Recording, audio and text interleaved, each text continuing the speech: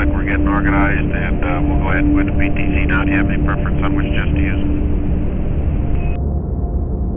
All right, going in through the IDA, the docking adapter, and then into the spacecraft.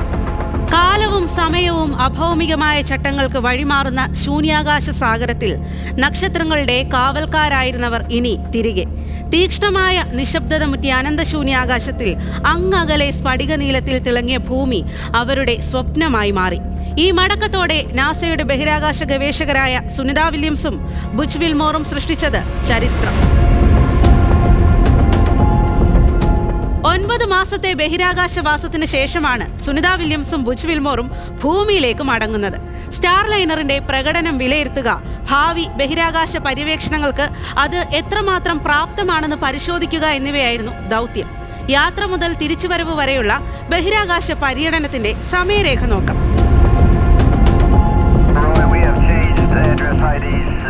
ഈ പേടകത്തിലാണ് ഒരു ദിവസത്തിൽ 16 സൂര്യോദയങ്ങൾക്കും 16 സൂര്യാസ്തമയങ്ങൾക്കും സാക്ഷിയായി അവർ ബഹിരാകാശ സാഗരത്തിന്റെ കനത്ത നിശബ്ദതയിൽ ഭൂമിയെ ചുറ്റുന്നൊരു പേടകത്തിൽ 287 ദിവസങ്ങൾ കഴിഞ്ഞത്. 4068 സൂര്യോദയങ്ങളും അത്ര തന്നെ അസ്തമയങ്ങളും അവർ കണ്ടു. 2024 ജൂണിലാണ് നാസയുടെ ബഹിരാകാശ ഗവേഷകരായ സുനിത വില്യംസും ബാരി ബുച്ച് വിൽമോറും ബോയിങ്ങിന്റെ സ്റ്റാർലൈനർ സ്പേസ് ക്രാഫ്റ്റിൽ അന്താരാഷ്ട്ര ബഹിരാകാശ കേന്ദ്രത്തിലേക്ക് പോയത്. 8 ദിവസത്തെ ദൗത്യത്തിനായാണ് ഇവർ യാത്ര തിരിച്ചത്. സാങ്കേതിക തകരാർ മൂലം ഇവരുടെ മടക്കം നീണ്ടുപോയി. ഫ്ലോറിഡയിലെ കെന്നഡി സ്പേസ് സെന്ററിൽ നിന്നാണ് അവർ 2024 ജൂണിൽ യാത്ര തിരിച്ചത്. സ്റ്റാർലൈനറിന്റെ പ്രകടനം വിലയിരുത്തുക, ഭാവി ബഹിരാകാശ പര്യവേക്ഷണങ്ങൾക്ക് അത് എത്രമാത്രം പ്രാപ്തമാണെന്ന് പരിശോധിക്കുക എന്നീ കർത്തവ്യങ്ങളായിരുന്നു അവരിൽ അർപ്പിതമായിരുന്നത്. അവർ വിജയകരമായി ബഹിരാകാശ കേന്ദ്രത്തിൽ ഡോക്ക് ചെയ്തു. ഡോക്കിങ്ങിന് പിന്നാലെ പ്രശ്നങ്ങൾ ഉയർന്നു വന്നു. ഹീലിയം ചോർച്ചയുണ്ടായി. പേടകത്തിന്റെ ഭദ്രതയെക്കുറിച്ച് ആശങ്കയുയർത്തി റിയാക്ഷൻ കൺട്രോൾ സിസ്റ്റത്തിൽ ഹീലിയം വാതക ചോർച്ചയുണ്ടായി. ത്രസ്റ്റർ അപാകതകളായിരുന്നു മറ്റൊരു പ്രശ്നം. ഡോക്കിംഗ് പ്രക്രിയക്കിടെയുണ്ടായ അസ്ഥിരതകൾ കൂടുതൽ അന്വേഷണം ആവശ്യപ്പെടുന്നതായിരുന്നു. ഈ പ്രശ്നങ്ങൾ മൂലം പെട്ടെന്നുള്ള തിരിച്ചുവരവിന് സ്റ്റാർലൈനർ സുരക്ഷിതമല്ല എന്ന നിഗമനത്തിൽ ബോയിങ്ങും നാസയും എത്തി. ഇതോടെയാണ് ബഹിരാകാശ യാത്രികർ ISS-ൽ കൂടുതൽ ദിവസം തങ്ങേണ്ടി വന്നത്. നീണ്ട കാലത്തെ ISS വാസത്തിനിടെ 150-ലധികം പരീക്ഷണങ്ങളാണ് വില്യംസും വിൽമോറും നടത്തിയത്. ഭാവി തലമുറയ്ക്കായി നിരവധി പഠന പദ്ധതികൾ തയ്യാറാക്കുന്നതിലും അവർ മുഴുകി. നാസയുടെ സ്പേസ് എക്സ് ക്രൂ 9 ബഹിരാകാശ യാത്രികർ 9 മാസമായി കഴിയുന്ന ഇന്റർനാഷണൽ സ്പേസ് സ്റ്റേഷൻ. ഭൂമിക്ക് മേൽ ഏകദേശം 400 കിലോമീറ്റർ ഉയരത്തിൽ ഭ്രമണപഥത്തിൽ സഞ്ചരിക്കുന്ന ശാസ്ത്രീയ പരീക്ഷണങ്ങൾക്കുള്ള പ്രത്യേക കേന്ദ്രം. വെറും 8 ദിവസത്തിനായി ബഹിരാകാശത്തെത്തിയ സുനിത വില്യംസും സംഘവും ഇവിടെ കഴിഞ്ഞത് 287 ദിവസങ്ങളാണ്.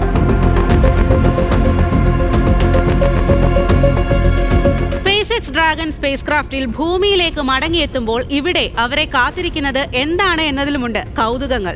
ബഹിരാകാശത്ത് നിന്ന് ഭൂമിയിലേക്ക് വന്നിറങ്ങുന്നത് വിമാനം ഇറങ്ങുന്നത് പോലെ അത്ര നിസ്സാരമല്ല. ആരോഗ്യ പ്രശ്നങ്ങൾ നേരിടേണ്ടി വന്നേക്കാം.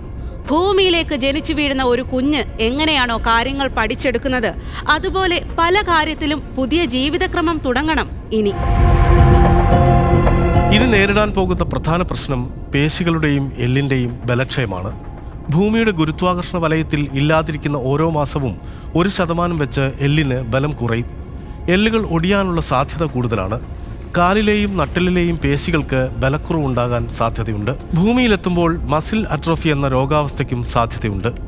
സന്ധികളെയും എല്ലുകളെയും സംരക്ഷിക്കുന്ന കാർട്ടിലിജുകൾക്ക് ദ്രവീകരണം സംഭവിക്കാനും സാധ്യതയേറെ.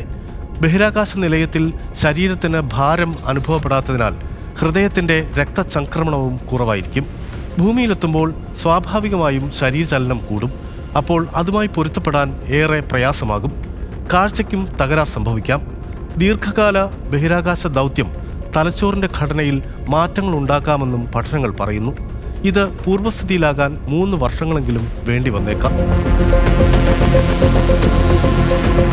അനുഭവ സമ്പത്തും അറിവും കൈമുതലായവരാണ് ഈ ദൗത്യസംഘം എന്ന് നമുക്കറിയാം.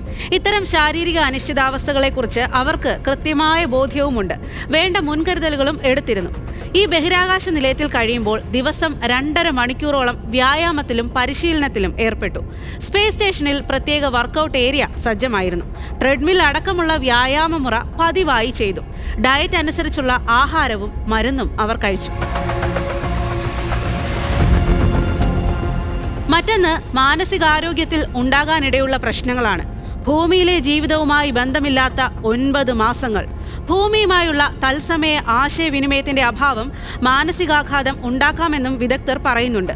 ഇതുമാത്രമല്ല, ഭൂമിയിലെ കാലാവസ്ഥയും താപനിലയുമൊക്കെയായി പൊരുത്തപ്പെടാനും കാലതാമസമെടുക്കും. അതിരില്ലാത്ത അഭിനിവേശമാണ് ഈ സാഹസിക ദൗത്യത്തിന് ബഹിരാകാശ യാത്രികരെ പ്രേരിപ്പിക്കുന്നത്. എന്നാൽ അതിന് പ്രതിഫലത്തിന് മൂല്യം കുറവാണ് എന്നതാണ് സത്യം. നാസയിൽ നിന്ന് വിരമിച്ച ബഹിരാകാശ യാത്രിക കാഡെ കോൾമാൻ പറയുന്ന പ്രകാരം പ്രത്യേക ഓവർടൈം ശമ്പളമൊന്നും അവർക്ക് ലഭിക്കില്ല. ഫെഡറൽ ജീവനക്കാരുടെ പട്ടികയിലാണ് ബഹിരാകാശ യാത്രികരെ അമേരിക്ക ഉൾപ്പെടുത്തിയിരിക്കുന്നത്. സാധാരണ ശമ്പളത്തിനൊപ്പം പ്രതിദിന സ്റ്റൈപ്പൻഡായി $4 ലഭിക്കും. അതായത് വെറും 347 രൂപ. അങ്ങനെ നോക്കിയാൽ സുനിതയ്ക്കും വിൽമോറിനും ശമ്പളത്തിന് പുറമെ അധികമായി ലഭിക്കുക $1148 എന്ന് വെച്ചാൽ ഏകദേശം 1 ലക്ഷം ഇന്ത്യൻ രൂപ. ദൗത്യം കഴിഞ്ഞ് തിരിച്ചെത്തുന്ന ഇരുവർക്കും 82 ലക്ഷം മുതൽ 1,06 ലക്ഷം രൂപ വരെയാണ് പ്രതിഫലം ലഭിക്കുക എന്നാണ് റിപ്പോർട്ടുകൾ.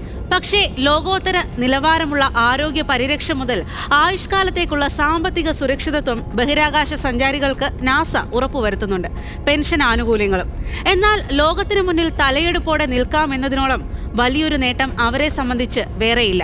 അതിന് എത്ര ശമ്പളം നൽകിയാലും മതിയാവുകയുമില്ല. ലോകം മുഴുവൻ ആ തിരിച്ചുവരവിന് കാത്തിരുന്നതും അതുകൊണ്ട് തന്നെയാണ്. 9 മാസം ബഹിരാകാശത്ത് അസാധാരണമായ ധൈര്യത്തോടെ അതിജീവിച്ച ഈ യാത്രികർക്ക് അത്ര വലിയ വെല്ലുവിളിയാകില്ല ഇനിയുള്ള കാര്യങ്ങൾ. വരും തലമുറയ്ക്ക് പുതിയൊരു പാഠം സമ്മാനിക്കുകയാണ് സുനിതയുടെയും വിൽമോറിന്റെയും ഈ ചരിത്ര ലാൻഡിംഗ്.